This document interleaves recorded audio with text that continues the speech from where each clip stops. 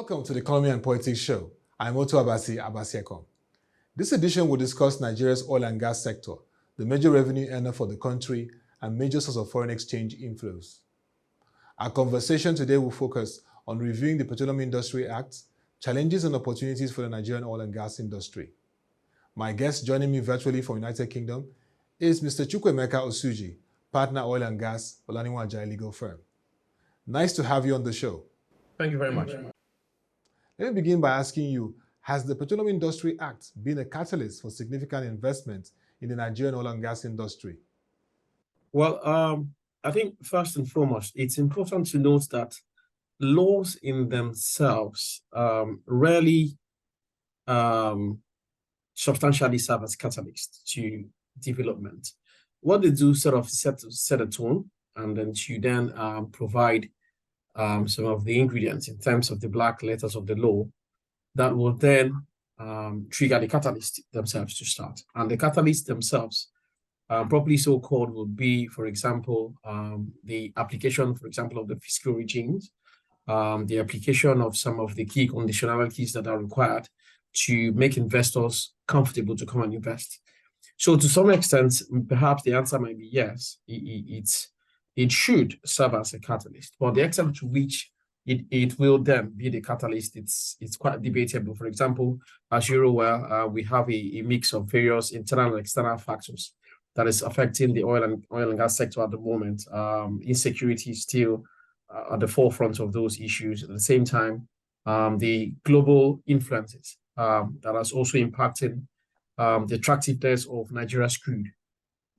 For example, the energy transition debate is still something that has, to some extent, let me use the word, led to a bit of a cold feet on the part of some financiers to invest in significant new oil projects at the moment. And Nigeria, for example, is one of those who would have benefited from new projects. So yes, to some extent, one could say that the PIA was intended to be a catalyst, but in terms of whether it has in actual fact served as catalyst, it's quite debatable, and for a good number of people, they will tell you that's not exactly the case. Yes, it has set a tone. There's a bit more clarity in terms of what the legal and regulatory landscape is at the moment.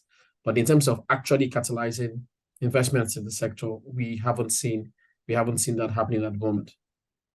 Economists and analysts have made a strong case for the unbundling of the state oil company, Nigerian National Petroleum Company Limited. This cuts across upstream, midstream, and downstream. This has been long overdue. Why is it dragging? The unbundling has, in a manner of speaking, already started. And to a large extent, a good number of the various subsidiaries and businesses of the NNPC are pretty much being restructured in a way that they can work optimally, and more importantly, to operate within the new structure that is the NNPC itself and the NNPC group. But as you mentioned, going to the capital market. Going to the capital market is a function of various things. And one of those things is that the company itself must be presented in a way that is attractive to the capital market. And as I mentioned earlier, we are at the moment, we're still struggling with a couple of things, both internally and externally. And I'm not quite sure we are where we should be in terms of presenting NNPC as going to the market at the moment. Crude prices, thankfully, it's not doing too badly. But at the same time, the Nigerian economy itself, and of course, if you remember the pivotal role NNPC plays in the economy itself is not doing very well. The Naira itself is not doing very well. Revenue streams are dwindling to some extent in terms of upstream revenue income coming to NNPC as well as its JV partners. So within the entire metric of these entire factors, the company needs to be careful what time it decides to go into the market, because really it's also about pricing, it's also about attracting investments, and it's also about signaling.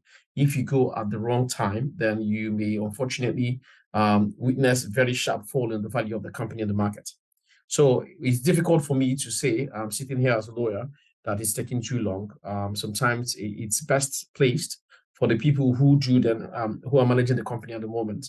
And again, as I said, taking into consideration some of these external conditionalities to then decide when is the best time and how best to get into the market. Because if you get into the market at the wrong time, you may find out that the gains that you thought you would get from going to the market, you might lose them because your company might lose value. So it's a bit dicey. At the recent ADIPEC conference held in United Arab Emirates that brought together over 2,000 companies in the oil and gas industry, there were renewed commitments to the energy transition. Nigeria, on this end, is looking at gas as the pivot. Is this feasible and in our best interest? Well, you're absolutely right. We are actually committed to energy transition. It's just that the manner and the pace at which we will roll out ours might be slightly different from a few of the developing economies, for example. And we've identified as a key resource natural gas as one of the pivots, not just the pivot, but a catalyst for energy transition. And you must also take into consideration the fact that various countries or economies are at various developmental stages. And you must tie in three things: where you are in terms of your development, you must tie in your energy transition imperatives, and then you must also tie it into your ease of attaining your minimum development goals. We are at the stage where, in terms of some of the key indices in the minimum development goals, poverty is still very high, per capita index is still quite low. Energy, in terms of energy, we are not doing quite so well in terms of our energy as a nation. So these things need to be taken into consideration. So we've identified that we have a key resource, natural gas. Yes, not the absolutely cleanest of energy sources, but it's a clean energy source, at least a cleaner energy source. And I think, in line with what the government is doing, it's really about the discipline and the consistency. But yes, we must leverage on natural gas as that catalyst to then not just to stimulate other sectors of the economy, but even energy transition itself requires funding. You then need to attract additional funding. So we need to piggyback our natural gas resources, usually to stimulate the economy, get the additional funding we need. And then on the back of that, we can then actually then begin to gradually transit to cleaner energy sources. That is without prejudice to other alternatives in terms of the renewables. But natural gas must remain at the forefront of our transitioning, if you ask me. From your analysis, what are the prospects for future projects and activities in the Nigerian oil and gas industry from upstream, midstream to downstream, now that we have the Petroleum Industry Act regime? We've seen projects like the Dangote Petrochemical Refinery, the IOCs are making commitments like ExxonMobil, and the Nigerian National Petroleum Corporation refineries that we're hearing that by December will rehabilitate the Port Harcourt end, and BUA has made commitments for a refinery in South Nigeria. What are the prospects? What we will see is at best very modest gains, if you ask me. Because again, as I mentioned, in terms of the global climate, as well as the internal climate in Nigeria, is not favorable for significant investments in Nigeria's upstream oil and gas sector at the moment. So we will at the best witness only modest gains in terms of investments that we're seeing in the upstream. And unfortunately, that will again also have a ripple effect on the midstream and downstream projects. So for example, you mentioned the various refinery projects that are currently on stream at the moment. Yeah. If you do not have adequate production on the upstream end, then adequate crude supply to those refineries would then become a concern. So, and we've seen that happen even for existing projects. Now, apart stepping away from the upstream end, again, I mentioned issues with financing. Globally speaking, Nigeria has unfortunately not been able to attract as much financing as it should attract. And some of these projects not only rely on timelines being met, they also rely on steady financing for some of these projects.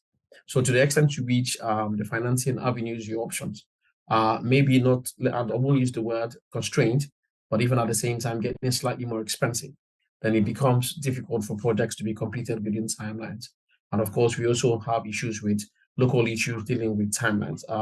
A good number of the inputs required for these projects are being sourced externally, are being imported into the country. So to the extent to which the prices are actually going north, or the timelines are impacted, then of course this will have implications on the project. So yes, some of these projects, when completed, will give a significant boost, particularly to the midstream, the refinery sector, and the downstream sector. But in terms of significant investments coming in, like I said, we can only hope to see modest investments coming. And Mr. Chukwuemeka, is there a bright horizon for our oil and gas industry with the issues of crude oil theft, illegal refining, and even the issues around the subsidy, which has been described as a corrupt regime? We're hearing talks of it coming back likely again.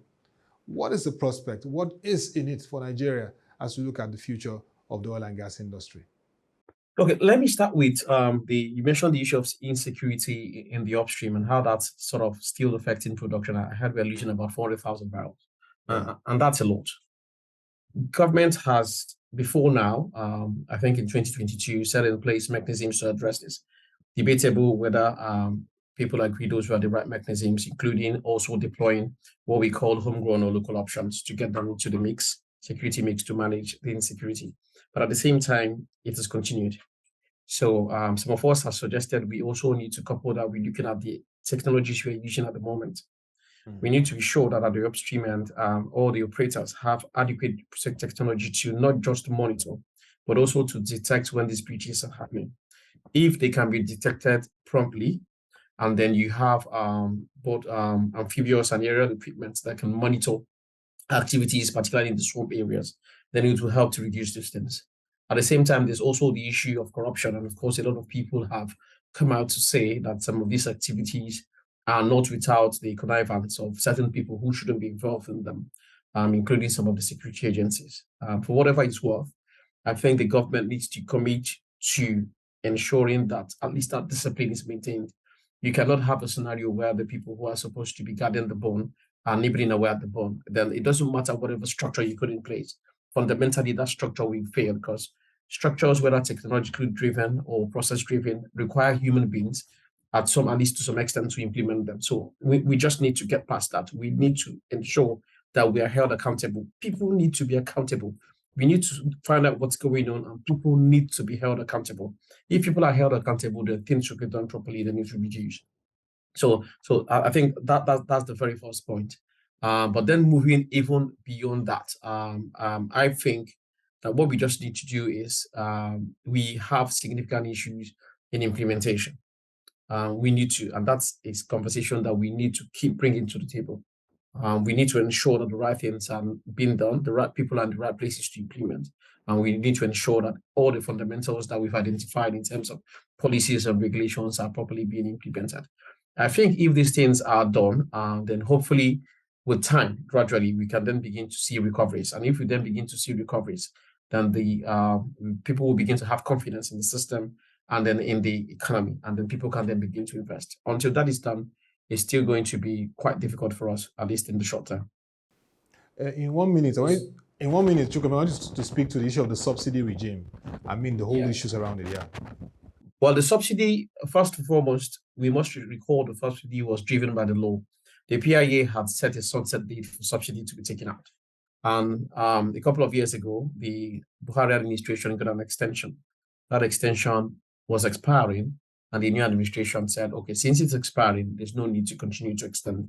Let's just be a very painful end and then end it. And it was done. But unfortunately, we perhaps underestimated the negative implications of that withdrawal. And that's what we're seeing at the moment. The market has reacted very badly, and Naira has taken a hit. Yes, admittedly, government may have saved some money from the money they would have spent in the subsidy. But if you then check at all the if you then look at all the other ripple effects, you then begin to see that it appears we might have lost at the bend what we gained in the stretch. So I think that government is looking at it again, reconsidering it, and perhaps maybe a gradual re-entry of the subsidy program might be what might help to moderate some of the negative implications in the term until government is well placed or in the right position to then fully take it out totally. But again, that raises another core issue, what we call policy reversal. You see, and that has been one of the banes of the country at the moment. We start off with policies, then we run along, and then halfway we reverse. And that, of course, will also send a signal to the market, because that means at the moment, the market is now no longer sure. If you say we are heading off south, they cannot vouch that you will commit to continue to go south. So it's a very difficult situation. Honestly, I do not envy the people who are the helm of affairs at the moment, because it doesn't matter what approach you adopt, it's still going to be painful for Nigerians. If you take it out, we will suffer the pains. If you reinstate it, government will, of course, lose the revenue that it was hoping to save, and it will then impact on some of the projects they hope to reel out. But I think we should set on the path, commit to the path, and see it to its logical completion. Thank you very much, Mr. Chukwuemeka Osuji, partner oil and gas, Olaniwun Ajayi legal firm, joining us virtually from the United Kingdom for your insights on reviewing the Petroleum Industry Act, challenges and opportunities for Nigeria's oil and gas industry. It was nice having you on the show. Thank you once again. Thank you very much. You have a lovely day. Yes, and you too. To our viewers, if you want to get further insights on this conversation, visit the ProShare website displayed on the screen and the WebTV social media platforms. On Friday, October 13th, 2023, ProShare will be launching the second edition of its Tier 1 banking report. You can follow our platforms to get further updates on this. Till we come your way again, enrich yourself with the knowledge of socioeconomic developments around you because it is a wise thing to do. I'm Ottoabasi Abasiekong. Thank you for watching and bye for now.